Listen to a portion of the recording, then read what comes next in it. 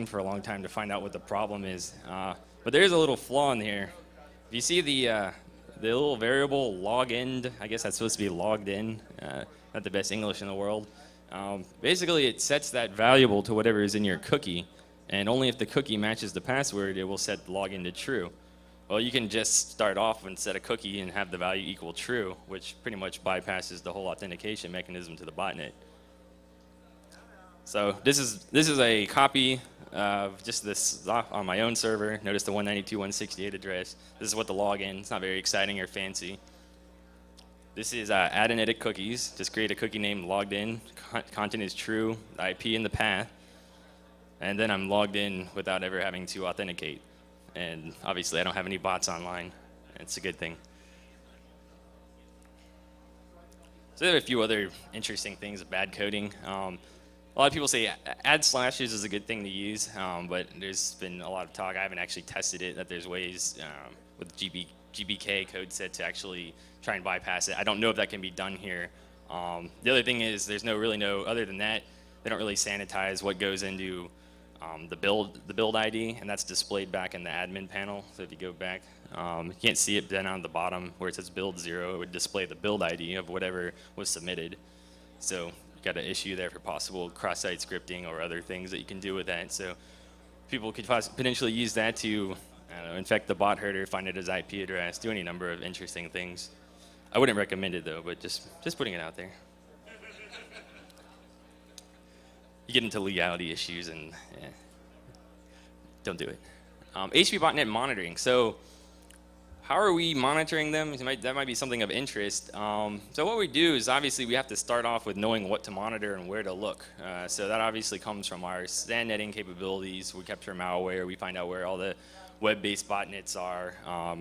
Right now we don't have a lot of things to necessarily automatically tell us what it is. It'd be nice if we hooked it up to emerging threats and ran all of our SAN net through that and we could flag them or something. But we don't do that right now. We have our malware reports that we get and we can just look through those, and usually, for example, the PRG Trojan usually calls for something.bin, like cfg.bin.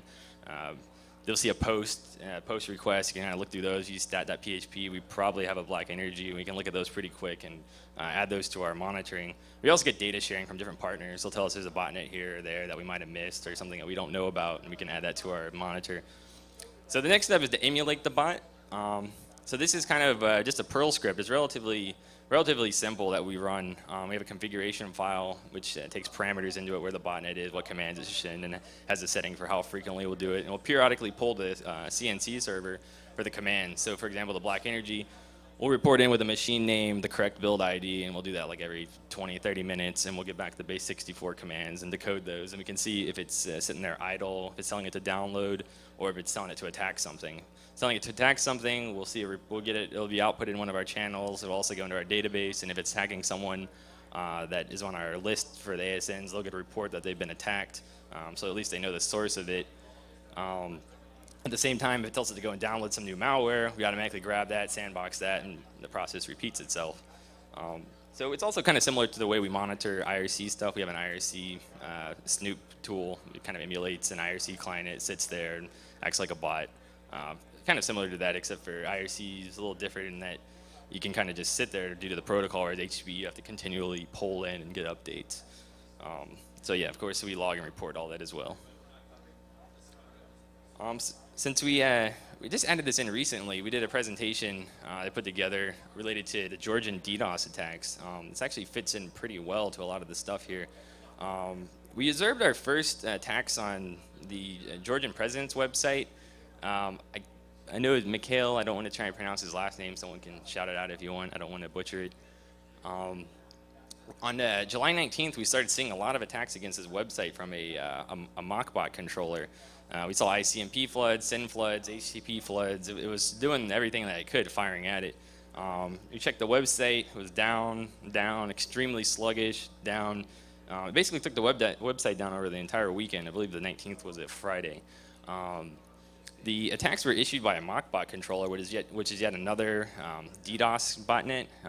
It's one that's written in Perl, and it's one that not a lot of information is about. We actually have a copy of it, but we haven't really looked into it too deep just for a lack of time. But we do know that this particular botnet had over 15,000 bots in it. So if 1,000 can often bring down a decently sized website, 1,500 is going to definitely pound it into submission, which it did. The mockbot controller happened to be at that domain. We had previously never seen it attack anything else before. This was the first attack we'd ever seen it do. It was just sitting there idle the entire time.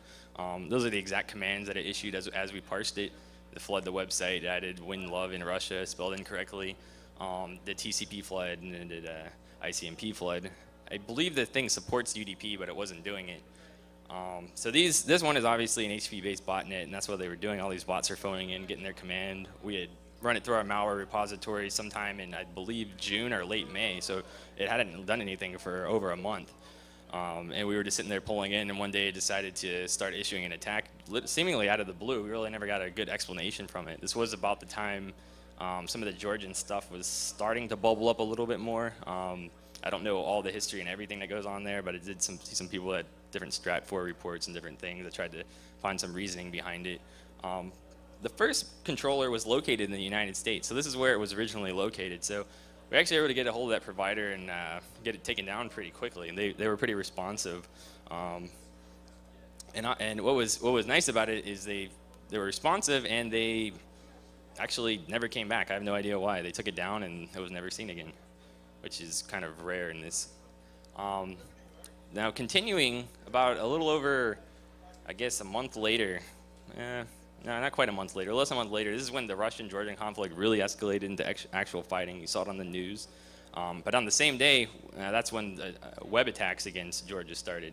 The websites were attacked, DDoSed. They were suddenly being attacked by citizens. They were being defaced. They were being attacked from several different fronts that all coincided with the same day the military action did, which was fairly interesting and still is. The .ge websites became heavily targeted. So this is a posting actually from one of the Russian hacking forums, Anti-Chat. This is a long list and goes on for several pages of different postings of people replying.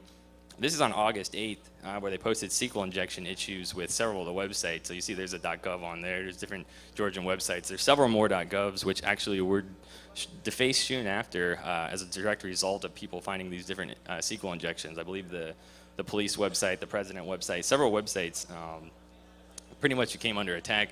And they would continue looking for other vulnerabilities. One I found, they posted a different a login bypass. Some of them they pasted the passwords to the admin panels. They were pretty much going after anything they could. They hadn't really posted a lot of Georgian stuff beforehand. It seemed the activity kind of inspired people to go searching for stuff they were already capable of finding before. During this time frame, the websites of the president and parliament were both hacked and defaced. They were defaced, and I believe both of them servers were actually complete root compromises. I know at least one of those had a complete root compromise. I don't know if that came as a result of a web-based injection or not, but I do know that. Nice. Well, maybe if they're trying to hit me, that was a horrible job. But each day, so kind of, and then each day thereafter, the forum had several new vulnerabilities publicly posted about different Georgian websites. I mean, if you go through, it's literally like dozens and dozens and dozens. And what we did is we tried to work with the Georgian CERT, which they don't really have a real national CERT. I think they're working on it. Grina, one of their educational institutes there, is working to kind of coordinate and act in that manner. So we passed on everything we could to them. But you'll see that some of the attacks they could help with and others they couldn't. So on that same day, 888, the botnet started DDoSing Georgian government sites and news sites and a bunch of others that were sympathetic to the cause. So they were attacking like press websites in Russia that were right